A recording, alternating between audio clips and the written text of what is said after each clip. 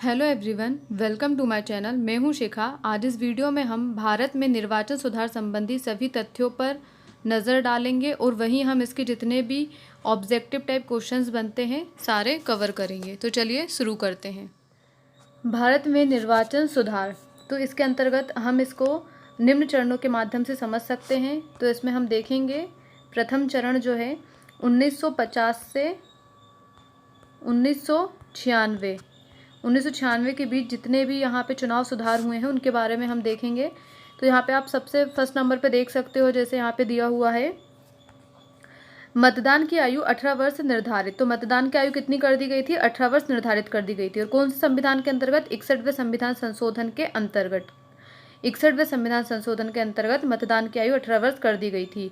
और ये किस सन में हुई थी? ये 1989 में हुई थी। ठीक है, ये कब की गई थी? 1989 में।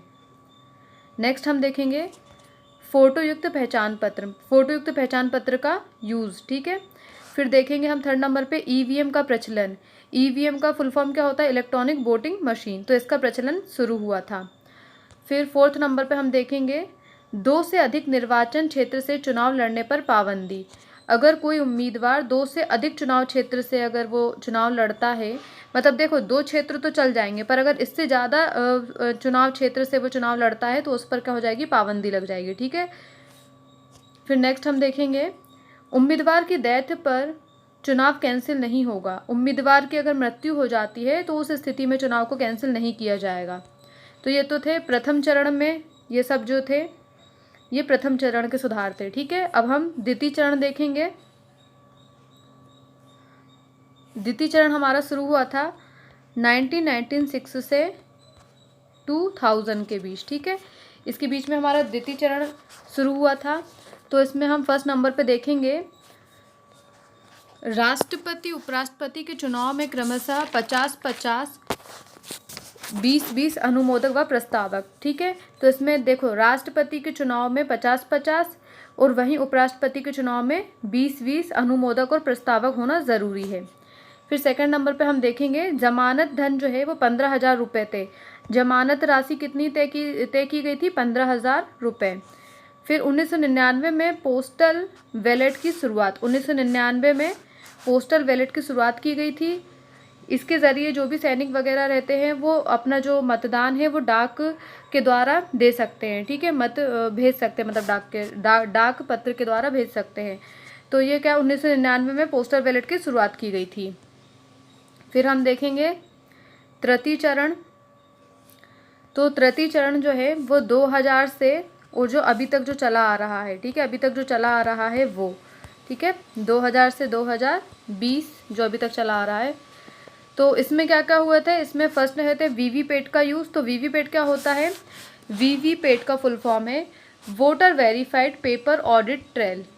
Voter verified paper audit trail. ठीक है, और इसमें क्या होता है? इसके ज़रिए जो है मतगणना की जाती है। मतलब मतदाताओं को फीडबैक देने का तरीका है ये। ठीक है, मतदाताओं को ये फीडबैक देने का तरीका है। इसको कब से शुरू किया गया था? इसको 2014 से शुरू किया गया था। ठीक है, 2014 से इसकी शुरुआत हुई थी। फिर हम देखेंगे प्रॉक्सी मतदान। ठीक है, सेकेंड नंबर पर हम क्या देखेंगे? प्रॉक्सी मतदान। तो प्रॉक्सी मतदान में क्या होता है? जो सैनिक मतदाताओं को निर्वाचन नियम 1961 के अंतर्गत मत जो है डाक पत्र द्वारा देने का अधिकार दिया गया था। ठीक है, प्रॉक्सी मतदान में। फिर हम देखेंगे एग्जिट पोल। तो एग्जिट पोल क्या होता है? एग्जिट पोल की शुरुआत कब हुई थी? इसकी शुरुआत हुई थी नीदरलैंड के एक समाजशास्त्री और राजनेता मार्सेल ने इसकी शुरुआत की थी। ठीक है, और ये जो है इसमें क्या होता है? सर्वे के आधार पर परिणाम दिए जाते हैं, पर ये जो है इसके परिणाम हमेशा सही नहीं निकलते। ठीक है, इसके परिणाम कभी कभी सही और कभी गलत भी हो सकते हैं। मतलब जैसे कि आपने वोट देकर आए और फिर सर्वे हुआ, तो मतलब लोगों से पूछा जाता है कि आपने किसको वोट दिया, तो वो सर्वे के आधार पर यहाँ पर जो है प्रॉक्सी मतलब सर्वे के आधार पर एक नतीजा तैयार किया जाता है, पर यह हमेशा सही नहीं निकलता। ठीक है, फिर हम देखेंगे फोर्थ नंबर पे नोटा का प्रावधान। तो नोटा क्या होता है? None of the above. NOTA होता है नन ऑफ द एबव, मतलब इनमें से कोई भी नहीं। इसका पहली बार इस्तेमाल भारत में 2009 में किया गया था। कब किया गया था इसका? नोटा का पहली बार यूज़ कब किया गया था? 2009 में। फिर हम देखेंगे 5वें नंबर पे 25 जनवरी राष्ट्रीय मतदाता दिवस के रूप में मनाया जाता है। ठीक है, 25 जनवरी जो है वो राष्ट्रीय मतदाता दिवस के रूप में मनाया जाता है। 6वें नंबर पे हम देखेंगे 20,000 से ज़्यादा चुनाव खर्च पर निर्वाचन आयोग की जानकारी। मतलब अगर 20,000 से कोई ज़्यादा करता है चुनाव पर खर्च तो निर्वाचन आयोग को जानकारी। ठीक है, फिर पिंक बूथ। तो पिंक बूथ क्या है? पिंक बूथ जो है ये 2015 से, पिंक बूथ जो है 2015 के बिहार विधानसभा चुनाव में इसका फर्स्ट बार यूज़ किया गया था। 2015 में बिहार विधानसभा चुनाव में इसका फर्स्ट बार यूज़ किया गया था। ठीक है, फर्स्ट टाइम यूज़ किया गया था किसका? पिंक बूथ का।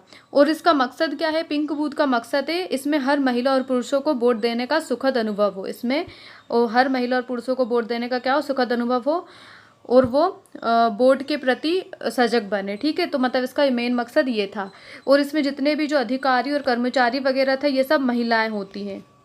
कौन होती है? महिलाएं होती है। इसमें कर्मचारी और अधिकारी जितने भी हैं वो सब महिलाएं होती है। पर इसमें वोट देने का अधिकार महिलाओं के साथ साथ पुरुषों को भी है। इसमें वोट देने का अधिकार महिलाओं के साथ साथ पुरुषों को भी है। ठीक है, फिर हम देखेंगे जीपीएस आधारित ईवीएम।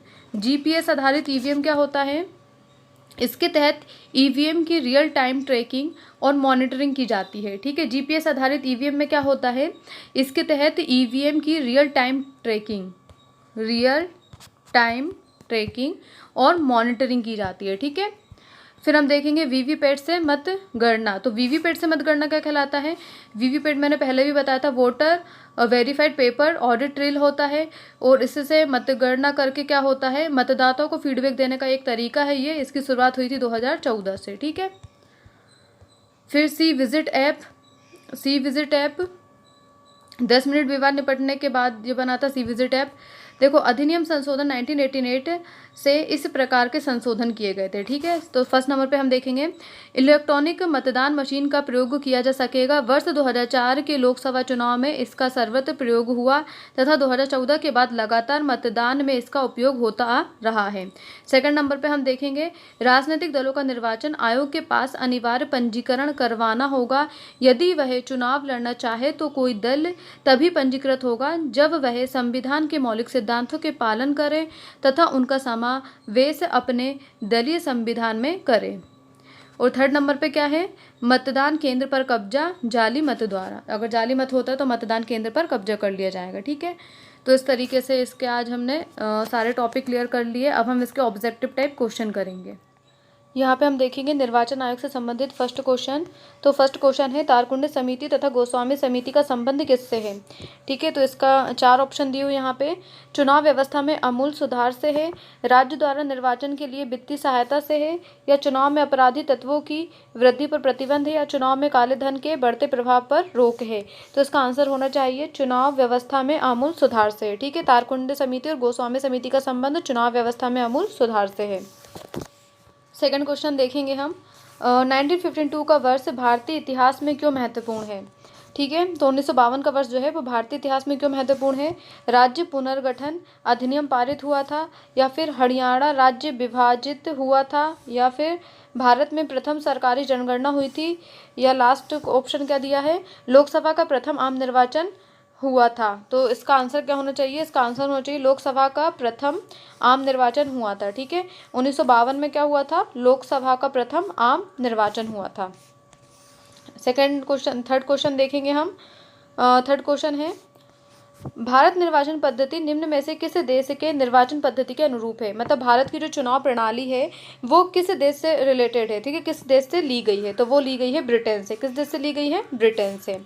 नेक्स्ट क्वेश्चन हम देखेंगे प्रत्यक्ष निर्वाचन किसे कहते हैं? प्रत्यक्ष निर्वाचन किसे कहते हैं? जहाँ पे जनता द्वारा प्रतिनिधि चुना जाता है। ठीक है, जहाँ पे जनता द्वारा प्रतिनिधि चुना जाता है उसे क्या बोलते हैं हम? प्रत्यक्ष निर्वाचन। ठीक है, प्रत्यक्ष निर्वाचन किसे कहते हैं? जहाँ पे जनता द्वारा प्रतिनिधि चुना जाता है। फिर फिफ्थ नंबर पर देखेंगे हम रिटर्निंग अधिकारी कौन होता है? रिटर्निंग अधिकारी कौन होता है? अब इसके ऑप्शन क्या क्या दिया? वह अधिकारी जो भूमि को दिए जाने के अस्वीकृत प्रार्थना पत्र को वापस करता है वह अधिकारी जिसे अपने मूल विभाग में वापस भेजा जाता है, या फिर वह अधिकारी जो राज्य विधानसभा सचिवालय का प्रधान होता है, या फिर वह अधिकारी जो किसी निर्वाचन क्षेत्र में चुनाव के लिए उत्तरदायी होता है और परिणाम घोषित करता है। तो इसका आंसर क्या होगा? इसका आंसर होगा डी, वह अधिकारी जो किसी निर्वाचन क्षेत्र में चुनाव के लिए उत्तरदायी होता है और परिणाम की घोषणा करता है। ठीक है, तो रिटर्निंग अधिकारी कौन होता है? वह अधिकारी जो किसी निर्वाचन क्षेत्र में चुनाव के लिए उत्तरदायी होता है और परिणाम की घोषणा करता है। नेक्स्ट क्वेश्चन हम देखेंगे यहाँ पे 6 नंबर पे है, भारतीय संविधान के किस अनुच्छेद में निर्वाचन आयोग का वर्णन किया गया है? तो किस अनुच्छेद में निर्वाचन आयोग का वर्णन मिलेगा आपको? अनुच्छेद 324 में। ठीक है, अनुच्छेद 324 में क्या निर्वाचन आयोग से संबंधित है। नेक्स्ट हम देखेंगे, भारत में निर्वाचन सूची तैयार करने की जिम्मेदारी किसकी है? तो भारत में निर्वाचन सूची कौन तैयार करेगा? ये काम होता है निर्वाचन आयोग का। किसका होता है? निर्वाचन आयोग का। नेक्स्ट हम देखेंगे, निर्वाचन आयोग, सर्वोच्च न्यायालय, संघ लोक सेवा आयोग, नियंत्रण एवं महालेखा परीक्षक का कार्यालय जैसी संस्थाओं में कौन सा एक लक्ष्य समान है? ठीक है, मतलब ये इनके जो भी कार्यालय जैसी ये संस्थाएं हैं इनमें कौन सा लक्ष्य समान है? ये परामर्शदात्री संस्थाएं हैं, या फिर वे संवैधानिक संस्थाएं हैं, या फिर वे विधानमंडलों द्वारा नियंत्रित है, या फिर वे संवैधानिक संस्थाएं हैं। तो इसका आंसर क्या होगा? ये संवैधानिक संस्थाएं हैं। क्या है ये चारों संवैधानिक संस्थाएं, निर्वाचन आयोग, सर्वोच्च न्यायालय, संघ लोक सेवा आयोग, नियंत्रण महालेखा परीक्षक। कैसे कार्यालय जैसी संस्थाएं? ये संवैधानिक संस्थाएं। यहाँ पे हम देखेंगे निर्वाचन आयोग का चेयरमैन कौन होता है? तो निर्वाचन आयोग का चेयरमैन कौन होगा? मुख्य निर्वाचन आयुक्त। ठीक है, इसका चेयरमैन कौन होता है? मुख्य निर्वाचन आयुक्त होता है। फिर 10 क्वेश्चन देखेंगे हम 10th नंबर पे, भारत के मुख्य चुनाव आयुक्त की नियुक्ति कौन करता है? तो भारत के मुख्य चुनाव आयुक्त की नियुक्ति कौन करता है? ये मैं पहले भी बता चुकी हूँ, राष्ट्रपति द्वारा की जाती है। किसके द्वारा की जाती है? राष्ट्रपति द्वारा। निर्वाचन आयोग का प्रमुख होता है, निर्वाचन आयोग का प्रमुख कौन होता है? निर्वाचन आयोग का प्रमुख कौन होगा? मुख्य निर्वाचन आयुक्त। कौन होता है इसका प्रमुख? मुख्य निर्वाचन आयुक्त। फिर देखेंगे हम नेक्स्ट क्वेश्चन, परिसीमन आयोग का अध्यक्ष कौन होता है? परिसीमन आयोग का अध्यक्ष होता है, कौन होता है परिसीमन आयोग का अध्यक्ष? ये भी होता है मुख्य चुनाव आयुक्त। परिसीमन आयोग का अध्यक्ष कौन होगा? मुख्य चुनाव आयुक्त। नेक्स्ट क्वेश्चन देखेंगे, संसद द्वारा मुख्य निर्वाचन आयुक्त तथा अन्य निर्वाचन आयुक्तों की सेवा शर्तों से संबंधित अधिनियम कब पारित हुआ? ठीक है, इसमें क्या पूछा गया है? तो संसद द्वारा मुख्य निर्वाचन आयुक्त और जो अन्य निर्वाचन आयुक्त हैं उनकी सेवा शर्तों से संबंधित अधिनियम कब पारित हुआ था? तो ये कब पारित हुआ था? ये 1994 में पारित हुआ था। कब पारित हुआ था? 1994 में। ठीक है, फिर नेक्स्ट क्वेश्चन हम देखेंगे, संविधान लागू होने के बाद राष्ट्रपति ने पहली बार कब 2 व्यक्तियों को मुख्य निर्वाचन आयुक्त की सहायता के लिए निर्वाचन आयुक्त के पद पर नियुक्त किया? ठीक है, तो कब किया था राष्ट्रपति ने इनको नियुक्त किया था? 1989 में। कब किया था इनको? 1989 में। ठीक है, 1989 में। नेक्स्ट क्वेश्चन हम देखेंगे, निर्वाचन आयोग की सहायता के लिए लोकसभा या राज्य विधानमंडल के साधारण निर्वाचन के पहले प्रादेशिक निर्वाचन आयुक्त की नियुक्ति करने का अधिकार किसे प्राप्त है? ये अधिकार किसे प्राप्त है? ये अधिकार प्राप्त है राष्ट्रपति को। देखो उसको ध्यान से पढ़ो, निर्वाचन आयोग की सहायता के लिए लोकसभा और राज्य या फिर राज्य विधानमंडल के साधारण निर्वाचन के पहले प्रादेशिक निर्वाचन आयुक्त की नियुक्ति करने का अधिकार किसको है? किसे प्राप्त है? राष्ट्रपति को। ठीक है, फिर देखेंगे यहाँ पे, निम्नलिखित में से कौन मतदाता सूची को अद्यतन बनाकर तैयार रखता है? ठीक है, निम्नलिखित में से कौन मतदाता सूची को अद्यतन बनाकर तैयार रखता है? तो ये किसका काम है? निर्वाचन आयोग का। किसका काम होगा? ये निर्वाचन आयोग का। फिर नेक्स्ट क्वेश्चन देखेंगे हम, भारत में विभिन्न राजनीतिक दलों को राष्ट्रीय या क्षेत्रीय दल का दर्जा देने का अधिकार किसको है? विभिन्न जो राजनीतिक दल होते हैं उनको राष्ट्रीय और क्षेत्रीय दल का दर्जा देने का अधिकार किसका है? ये अधिकार है चुनाव आयोग का। किसका अधिकार है? ये चुनाव आयोग का। नेक्स्ट क्वेश्चन हम देखेंगे, निर्वाचन आयोग में निम्न में से किन निर्वाचनों के लिए अधीक्षण, निर्देशन और नियंत्रण का कार्य करती है? ठीक है, ये कौन करता है? निर्वाचन आयोग निम्न में से किन निर्वाचनों के लिए अधीक्षण, निर्देशन और नियंत्रण का कार्य करती है? राष्ट्रपति का चुनाव, लोकसभा का चुनाव, उपराष्ट्रपति का चुनाव। या इनमें से सभी? तो इसका आंसर क्या होगा? इनमें से सभी, क्योंकि राष्ट्रपति के लिए भी करती है, लोकसभा के चुनाव भी और उपराष्ट्रपति के चुनाव और राज्यसभा के भी चुनाव। ठीक है, तो इसका आंसर क्या होना चाहिए? इनमें से सभी। ठीक है, उपरोक्त सभी। नेक्स्ट देखेंगे हम भारत के निर्वाचन आयोग के कार्य। तो भारत के निर्वाचन आयोग के कार्य देखते हैं हम यहाँ पे। संसद एवं राज्य विधानमंडलों के सभी चुनाव कराना, संसद और राज्य विधानमंडल का सभी चुनाव कराना। ठीक है, तो ये तो है, ये तो सही है। फिर नेक्स्ट देखते हैं हम राष्ट्रपति और उपराष्ट्रपति के लिए चुनाव कराना। तो राष्ट्रपति उपराष्ट्रपति के भी चुनाव कराता है ये। फिर किसी राज्य में स्वतंत्र एवं निष्पक्ष चुनाव के लिए अनुकूल दशा न होने पर राष्ट्रपति शासन लगाए जाने की संस्तुति करना। तो राष्ट्रपति शासन तो ये लगा नहीं सकता, ये तो सरासर गलत है। ठीक है, तो निर्वाचन सूचियां तैयार कराने के कार्य का निरीक्षण, निर्देशन एवं नियंत्रण करना। तो निर्वाचन सूची का निरीक्षण, निर्देशन और नियंत्रण ये करता है। तो इसका आंसर क्या होना चाहिए? फर्स्ट, सेकेंड और 4। ठीक है, फर्स्ट, सेकेंड और 4 इसका आंसर होना चाहिए। तो आंसर नंबर बी, इसका आंसर क्या होना चाहिए? बी। ठीक है, नेक्स्ट क्वेश्चन हम देखेंगे। उपचुनाव कराया जाता है, उपचुनाव कराया जाता है 2 साल बाद, 3 वर्ष बाद या 5 साल बाद। तो उपचुनाव तो नहीं कराया जाता। ठीक है, कभी नहीं। इसका आंसर क्या होगा? कभी नहीं। फिर नेक्स्ट हम देखेंगे मध्य अवधि चुनाव कब कराया जाता है। मध्य अवधि का जो चुनाव है वो कब कराया जाता है?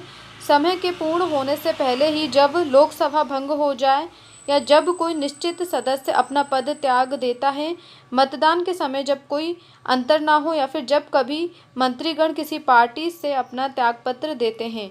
तो इसका आंसर क्या होना चाहिए? इसका आंसर होना चाहिए समय के पूर्ण होने से पहले ही, जब लोकसभा भंग हो जाए। देखो, जब लोकसभा भंग हो जाती है उस समय पर मध्य अवधि के चुनाव कराए जा सकते हैं। ठीक है, तो लोकसभा के भंग होने पर मध्य अवधि के चुनाव कराए जा सकते हैं। यहाँ पे हम देखेंगे भारत में प्रथम आम चुनाव किस वर्ष किए गए थे। तो भारत में प्रथम आम चुनाव कब किए गए थे? 1991 और 92 में। ठीक है, 1951 और 52 में प्रथम आम चुनाव हुए थे भारत में। नेक्स्ट क्वेश्चन हम देखेंगे भारतीय निर्वाचन आयोग ने वर्ष 2010 में अपनी कौन सी जयंती मनाई। भारतीय निर्वाचन जो आयोग है उसने वर्ष 2010 में अपनी कौन सी जयंती मनाई थी? तो इसने मनाई थी स्वर्ण जयंती। कौन सी जयंती मनाई थी इसने? स्वर्ण जयंती। नेक्स्ट क्वेश्चन हम देखेंगे भारत में पहली बार महिलाओं को मताधिकार कब प्राप्त हुआ था। तो महिलाओं को अपने मत का अधिकार कब प्राप्त हुआ था पहली बार? तो ये हुआ था 1926 में। कब प्राप्त हुआ था इनको, महिलाओं को मताधिकार कब प्राप्त हुआ था? 1926 में। ठीक है, नेक्स्ट क्वेश्चन हम देखेंगे पार्लियामेंट द्वारा दिसंबर 1989 में निर्मित कानून के अनुसार एक नागरिक के वयस्क होने की कानूनी आयु क्या है। ठीक है, एक नागरिक के वयस्क होने की कानूनी उम्र क्या है?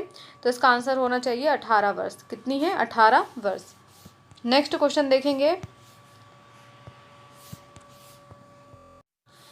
भारत में मतदान की आयु सीमा 21 वर्ष से घटाकर 18 वर्ष कब किया गया था। तो भारत में मतदान की आयु जो है 21 वर्ष से घटाकर 18 वर्ष कब की गई थी? 1989 में। कब की गई थी?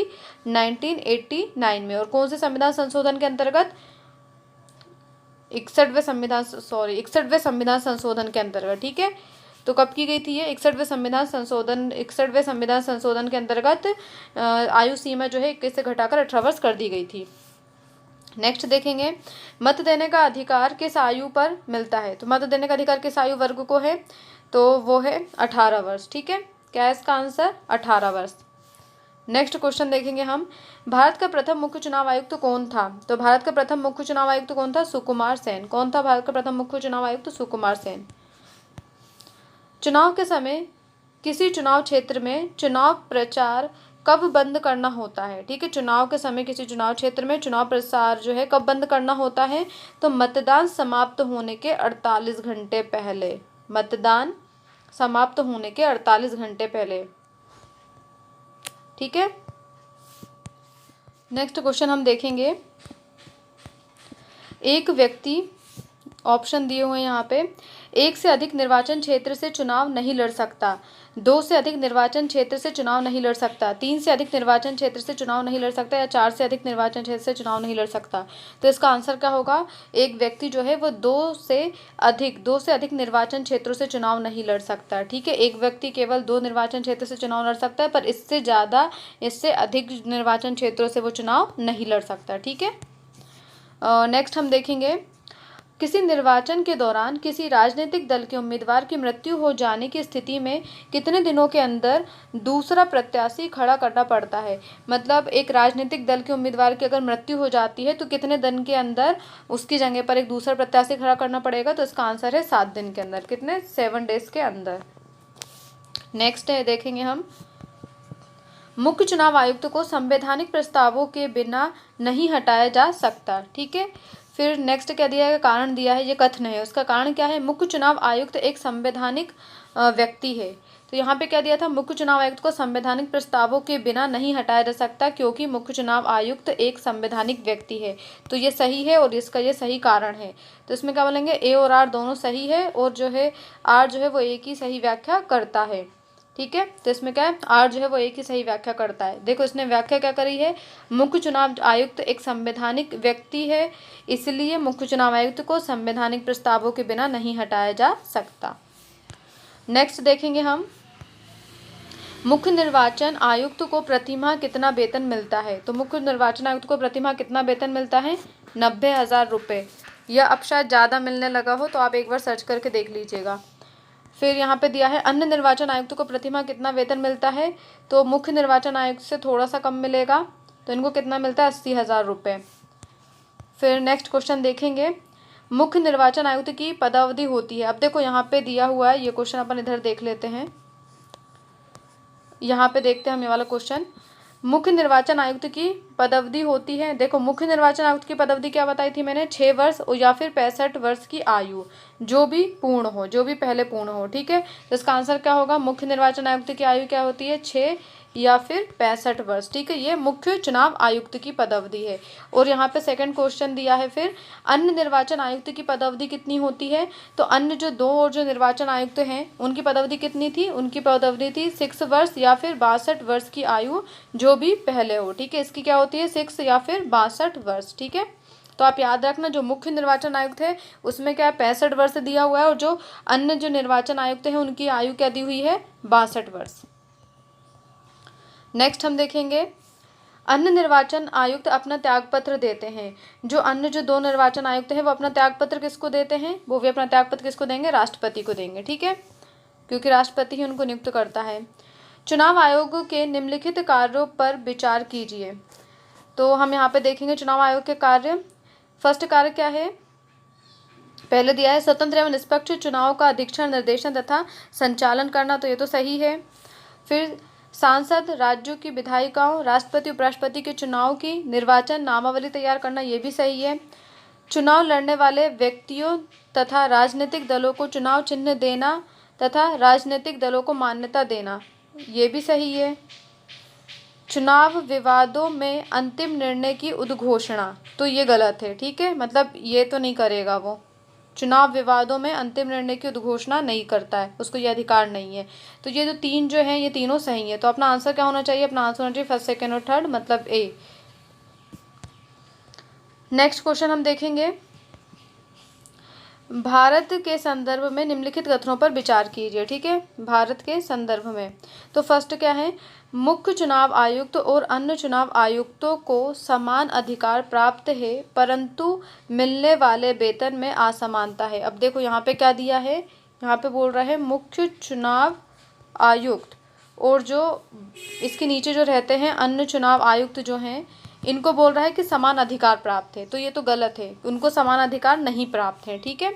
तो अपन इसको क्या गलत ठहरा देंगे। फिर मुख्य चुनाव आयुक्त वही वेतन पाने का हकदार है, मतलब मेन जो चुनाव आयुक्त है वो वही वेतन पाने का हकदार है जितना उच्चतम न्यायालय के न्यायाधीश को दिया जाता है, जितना उच्चतम न्यायालय के न्यायाधीश को। तो ये सही है ना? उसको उसी के समान वेतन वगैरह मिलते हैं। नेक्स्ट हम देखेंगे, मुख्य चुनाव आयुक्त को उच्चतम न्यायालय के किसी न्यायाधीश को हटाने के तरीके और कारणों के अतिरिक्त किसी अन्य तरीके और कारण से उनके पद से नहीं हटाया जा सकता। तो ये भी सही है। ठीक है। उसको क्या, उच्चतम न्यायालय के न्यायाधीश को हटाने की प्रक्रिया के जैसे ही उसको मुख्य आयुक्त को हटाया जाता है। तो दूसरा और तीसरा अपना सही है। अब चौथा देखते हैं अपन, अपना कितने सही थे इसमें? दूसरा और तीसरा। ठीक है। अब देखते हैं, चुनाव आयुक्त का कार्यकाल उसके पदभार संभालने की तारीख से 5 वर्ष तथा अथवा उनके 65 वर्ष की आयु प्राप्त कर लेने के दिन तक जो भी पहले होता है।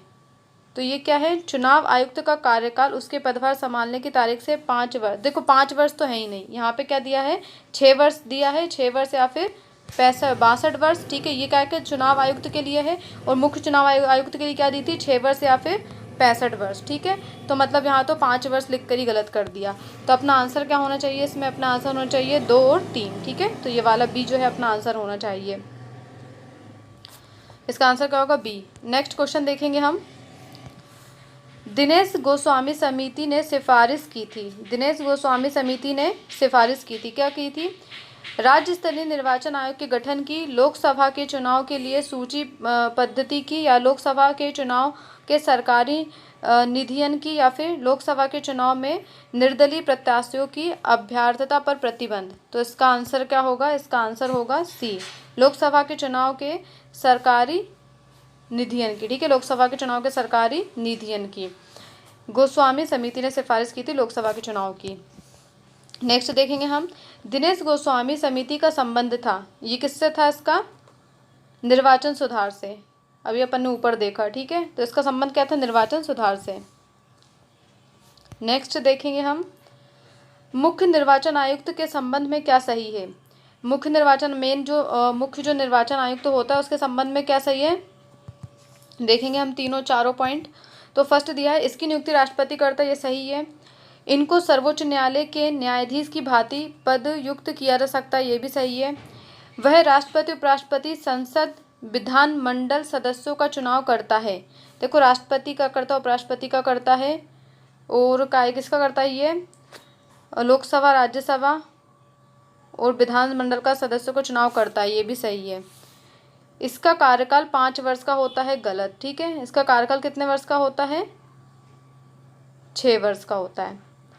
तो अपना आंसर क्या होना चाहिए इसमें, फर्स्ट, सेकंड और थर्ड। फर्स्ट, सेकंड और थर्ड सही है। तो अपना आंसर क्या है, बी, फर्स्ट, सेकंड और थर्ड। नेक्स्ट क्वेश्चन देखेंगे हम, मुख्य चुनाव आयुक्त को पदयुक्त किया जा सकता है। मुख्य चुनाव आयुक्त को पदयुक्त कैसे किया जा सकता है, इसको संसद के दोनों सदनों के सदस्यों के 2/3 बहुमत से प्रमाणित कदाचार के आधार पर। ठीक है, इसको कैसे किया जा सकता है, संसद द्वारा 2/3 बहुमत के जरिए कदाचार का अगर आरोप साबित हो जाता है तो इसको संसद द्वारा इसको पदमुक्त किया जा सकता है। ठीक है, तो इसका आंसर क्या होगा, डी। यहाँ पे हम क्वेश्चन देखेंगे, निम्न में से किसका संबंध चुनाव आयोग से नहीं है। ठीक है, तो ऑप्शन में क्या दिया हुआ है, फर्स्ट दिया है चुनाव की अधिसूचना जारी करना, ये तो है। चुनाव चिन्ह आवंटन कराना, ये भी है। चुनाव की वैधता का निपटारा करना, ये नहीं है। और चुनाव शांतिपूर्ण ढंग से संपन्न करना, ये भी है। ठीक है, तो इसने क्या कहा था, निम्न में से किसका संबंध चुनाव आयोग से नहीं है। तो किसका संबंध नहीं है, ये बी का, चुनाव की वैधता का निपटारा कराना। नेक्स्ट क्वेश्चन हम देखेंगे, भारत के निर्वाचन आयोग के निम्नलिखित में से कौन से कृत्य हैं। तो फर्स्ट नंबर पे हम देखेंगे, लोकसभा के अध्यक्ष तथा उपाध्यक्ष या राज्यसभा के उपसभापति के पदों के लिए निर्वाचन करना। तो ये तो गलत है, लोकसभा के अध्यक्ष, उपाध्यक्ष और राज्यसभा के उपसभापति के लिए निर्वाचन नहीं करता है। ठीक है, नगर पालिका और नगर निगमों के लिए निर्वाचन करना, तो जो भारत का निर्वाचन आयोग है वो नगर पालिका और नगर निगम के भी नहीं करता। नगर पालिका, नगर निगम किसके अंतर्गत आते हैं, राज्य निर्वाचन आयोग के अंतर्गत आते हैं। निर्वाचनों से उत्पन्न सभी संदेहों और विवादों का निर्वहन करना, तो अगर निर्वाचन से जो भी संदेह और विवाद उत्पन्न होते तो ये सारे इसके अंतर्गत नहीं आते। तो इसका मतलब क्या हुआ, इनमें से कोई भी नहीं। तो ये आपका डी आंसर हो जाएगा, कौन सा, डी। ठीक है, नेक्स्ट हम देखते हैं, भारत के विभिन्न निर्वाचनों के लिए निम्नलिखित में से कौन सी निर्वाचन प्रणाली स्वीकृत की गई है। तो ऑप्शन देखेंगे, वयस्क मताधिकार के आधार पर प्रत्यक्ष निर्वाचन प्रणाली, ये सही है। वयस्क मताधिकार के आधार पर किसके, लोकसभा और विधानसभा के चुनाव होते हैं। एकल संक्रमणी मत के द्वारा अनुपातिक प्रतिनिधित्व की प्रणाली, राष्ट्रपति वगैरह के चुनाव। अनुपातिक प्रतिनिधित्व की सूची प्रणाली, या फिर अप्रत्यक्ष निर्वाचन की संचयी प्रणाली। तो इसमें से कौन सा नहीं है, फोर्थ नहीं है, आप प्रत्यक्ष निर्वाचन की संचयी प्रणाली नहीं है, बाकी ये भी है, ठीक है। तो वयस्क मताधिकार के आधार पर प्रत्यक्ष निर्वाचन प्रणाली भी है, एकल संक्रमणीय मत के आधार पर अनुपातिक प्रतिनिधित्व प्रणाली और आनुपातिक प्रतिनिधित्व की सूची प्रणाली। तो फर्स्ट, सेकेंड और थर्ड, मतलब आंसर आपका क्या हो जाएगा, सी। नेक्स्ट हम देखेंगे 47। निम्नलिखित में से कौन सा आयोग भारत के संविधान के एक अनुच्छेद के अंतर्गत सुस्पष्ट उपबंध के पालन में गठित हुआ? तो ये क्या है, निम्नलिखित में से कौन सा आयोग भारत के संविधान के एक अनुच्छेद के अंतर्गत सुस्पष्ट उपबंध के पालन में गठित हुआ? विश्वविद्यालय अनुदान आयोग, राष्ट्रीय मानवाधिकार आयोग, केंद्रीय सतर्कता आयोग या फिर निर्वाचन आयोग? निर्वाचन आयोग। कौन सा हो जाएगा इसका आंसर, निर्वाचन आयोग। यहाँ पे हम देखेंगे क्वेश्चन, कथन दिया हुआ है, संसद तथा राज्य विधान मंडलों के स्वतंत्र एवं तथा निष्पक्ष चुनाव कराने की शक्तियाँ एक स्वतंत्र इकाई निर्वाचन आयोग को दी गई है। फिर नेक्स्ट दिया है, निर्वाचन आयुक्तों को पद से हटाने का अधिकार कार्यपालिका के पास है। तो ये क्या लगता है आपको, ये निर्वाचन आयुक्तों को पद से हटाने का अधिकार जो है वो कार्यपालिका के पास है? ये तो गलत लग रहा है, ठीक है, ये सही है। संसद तथा राज्य विधान मंडलों के स्वतंत्र एवं निष्पक्ष चुनाव कराने की शक्ति और स्वतंत्र इकाई निर्वाचन आयोग को है, ठीक है, ये वाला सही है। तो अपन क्या लिखेंगे, अपना आंसर क्या होगा, ए सही है किंतु आर गलत है, ठीक है।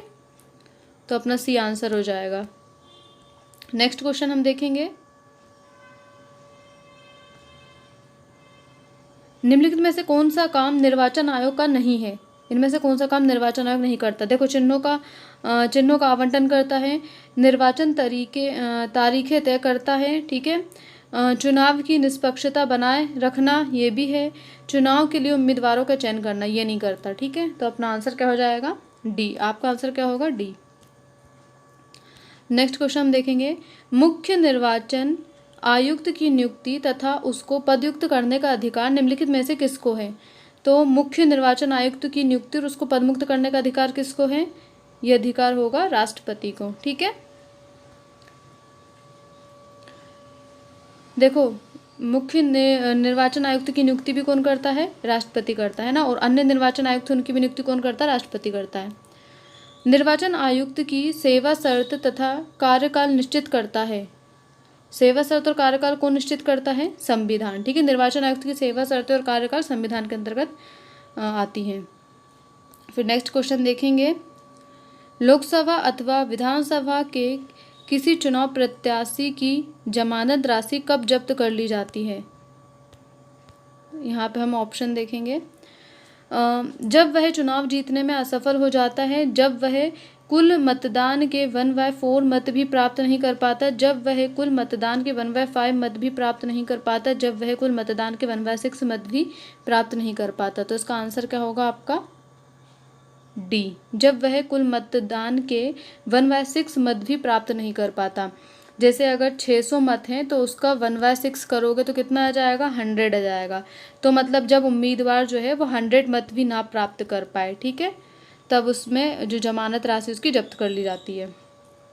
फिर नेक्स्ट देखेंगे हम, भारत का मुख्य निर्वाचन आयुक्त अपना पद धारण करता है, ठीक है, तो अपना पद धारण करता है 6 वर्ष के लिए, और मुख्य निर्वाचन आयुक्त की बात हो रही है, ठीक है। यहाँ पे 65 वर्ष की आयु, इनमें से जो भी पहले हो, बी, ठीक है। इसका आंसर क्या हो जाएगा, 53 का बी।